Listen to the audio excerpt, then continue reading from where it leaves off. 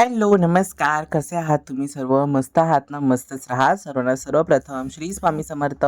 मी मितेश तुम्हा सर्वांचं स्वागत करतो माझ्या आणखीन एका नवीन व्हिडिओमध्ये. तर आज आहे गुरुपौर्णिमा आणि तुम्हाला माहिती की तुम्ही सर्व नक्की वाट बघत असाल आपल्या व्हिडिओची. आपली पूजा कशी झाली असेल गुरुपौर्णिमेची वगैरे.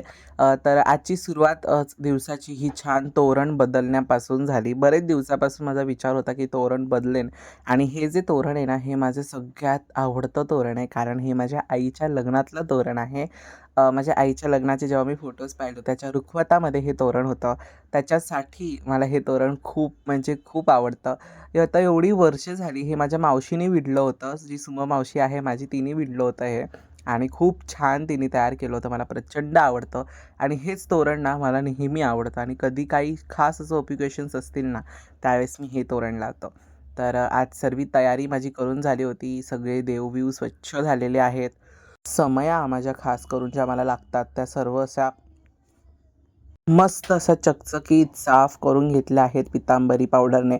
ते सर्व झालं लेपन वगैरे आता मग मी करायला घेतलं. कारण मग उशीर होऊ नये कारण लेपनाला सुकायला जरासा वेळ लागतो. तर त्याच्यामुळे म्हटलं की पहिलं देवपूजा वगैरे करण्याच्या आधी आपण लेपन करू आणि मग आपण छान अशी मस्त देवपूजा करू शकतो. तर मला ना बरेच जणांनी अजून प्रश्न केला होता की तू बाहेर बसतोस ना तिथे काय आहे नक्की? तिथे पूर्ण शिवरॅक आहे. बाजूला काय म्हणजे समोर जो अजून एक डोअर दिसतो ते काय आहे?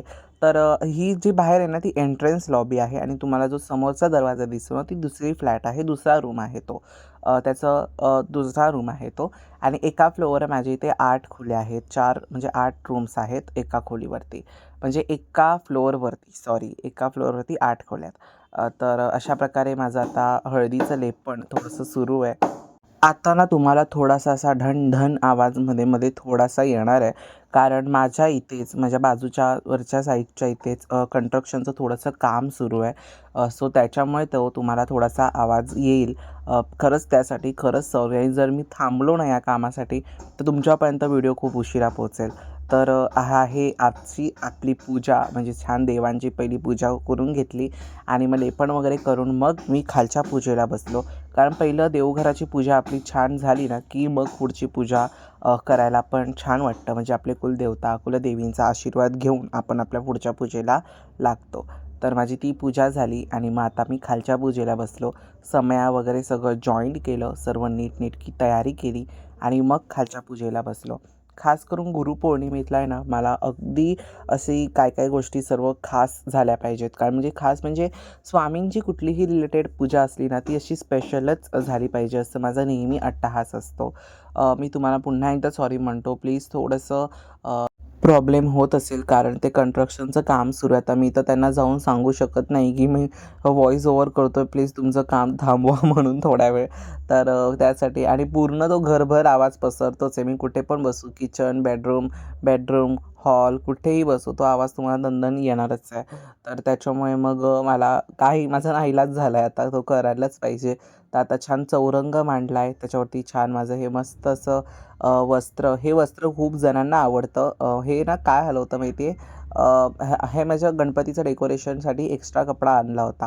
तर त्यावेळेस तो उरला होता. तो माझ्या भावाने मला दिला होता. तर त्याच्यानंतर मग मी तो अशा प्रकारे त्याचं छान मस्त असं वस्त्र शिवलं आणि त्याचं क्वालिटी पण खूप छान आहे. वेल्वेटचं जे मटेरियल आहे ना, त्याची क्वालिटी खूप सुंदर आहे. तर एक पाट चौरंग माझा काढायचा राहिला होता.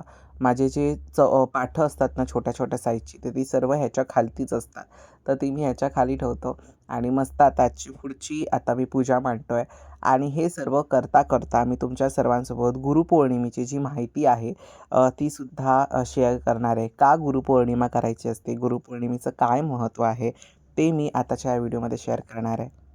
गुरुपौर्णिमा ही गुरु शिष्याच्या नात्याचे, प्रेमाचे, आदर्शाचे प्रतीक मानले जाते. गुरुवर प्रेमाचा, आदराचा, भक्तीचा वर्षाव करून त्यांच्या कृपेस, आशीर्वादास प्राप्त करण्याचा हा दिवस म्हणजे शुभ पुण्यदायी योगच होय. सर्व विद्या, वेद, पुराणे, माहेरघर, मूळ स्तोत्र, आद्य गुरु म्हणून महर्षी व्यास यांचे स्थान अनन्यसाधारण आहे. म्हणून गुरुपौर्णिमेस व्यासपौर्णिमा असेही संबोधले जाते. अशा महत्त्वपूर्ण तिथीस व्यासांचे, गुरुजनांचे, आध्यात्मिक गुरूंचे पूजन केले जाते. त्यांच्याकडून गुरुमंत्र, दीक्षा, शिक्षण घेतले जाते. गुरुबद्दल श्रद्धा, कृतज्ञता व्यक्त करण्याचा हा दिवस असतो. या दिवशी गुरूंची विधिवत व छान अशी पूजा केली जाते. पूर्वी मौजी बंधनानंतर मुलांना गुरुगृही आश्रमात विद्या शिकण्यासाठी पाठवत असत. गुरु मन लावून सर्व विद्या शिकवत. व्यक्ती नाशवंत आहे. विद्या ही अक्षय धन आहे. विद्याला पूर्ण झाल्यानंतर शिष्य घरी जाताना गुरुजींना वंदन करून गुरुदक्षिणा काय देऊ असे विचारत असत. एकदा एक गुरु म्हणाले, तुला जर गुरुदक्षिणा द्यायचीच असेल तर ती मी जसे शिष्य तयार केले अगदी तसे शिष्य तू तयार कर. तुझे ज्ञान इतरांना वाट, हीच माझी गुरुदक्षिणा. असे आदर्श गुरु आपल्या भारतात पूर्वापार होते, आहेत व होतील. ह्यांचे स्मरण आणि कृतज्ञता म्हणून हा दिवस साजरा केला जातो. गुरु हा ब्रह्मदेवाप्रमाणे सद्गुणांचा पोषक व महेश्वराप्रमाणे दुर्गुणांचा संहारक आहे. मानवाच्या अज्ञानी आणि आसुरी वृत्तीचा संयम ठेवावा लागतो. ही संयमाची प्रेरणा मानवाला गुरुपासून मिळते. जीवनाचा खरा मार्गदर्शक हा गुरुच असतो.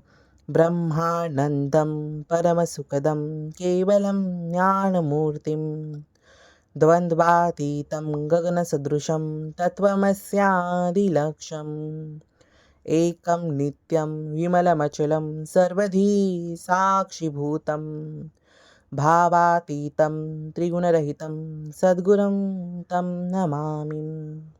गुरु हा ब्रह्मपदाचा आनंद, परमसुख देणारा, ज्ञानाची केवळ मूर्तीच, त्याचे ठिकाणी द्वैव भावना नसते.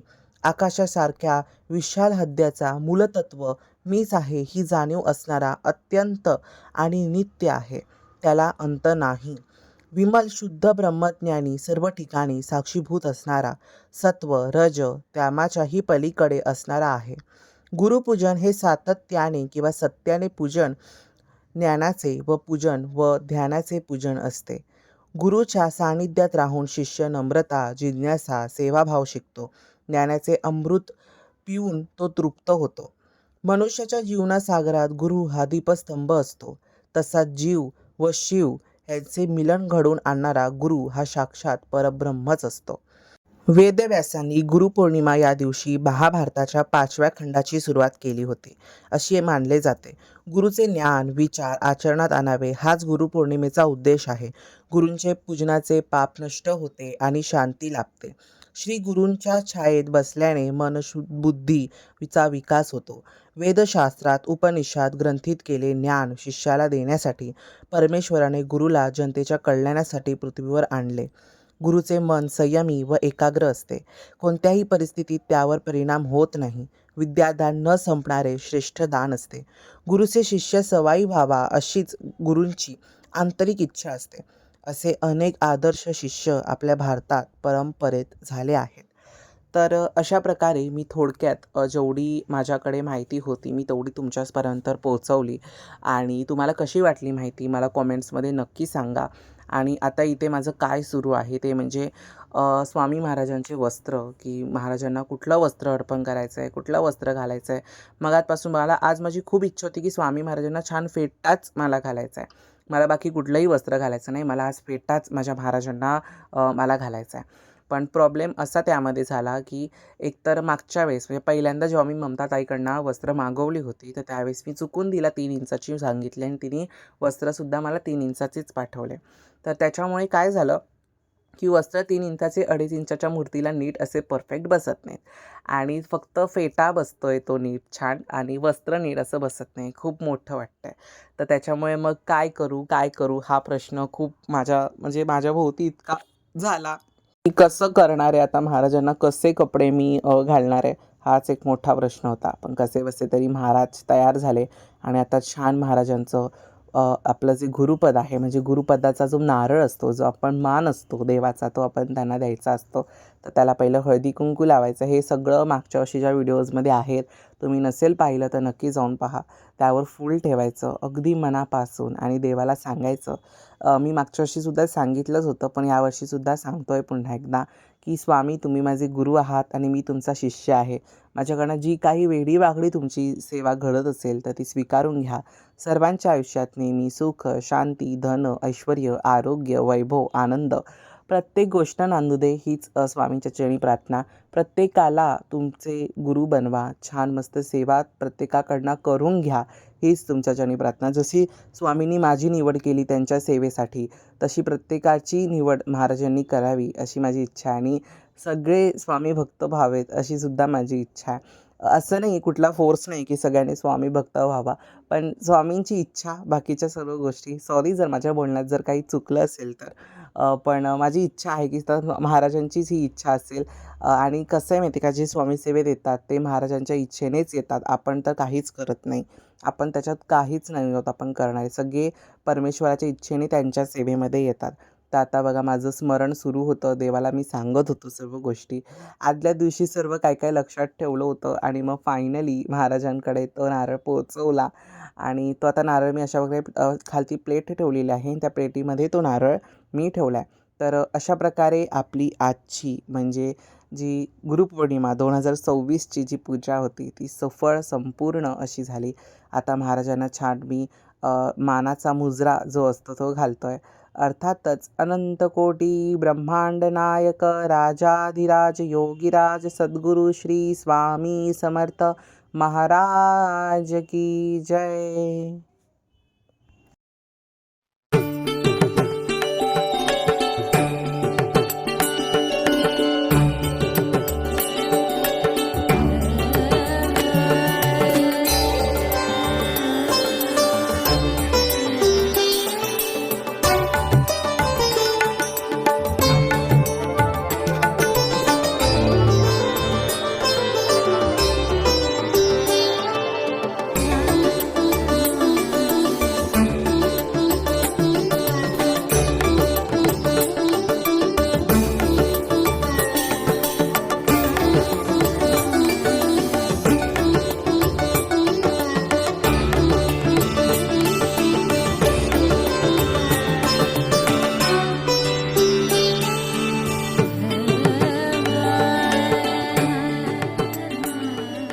नमस्कार, श्री स्वामी समर्थ.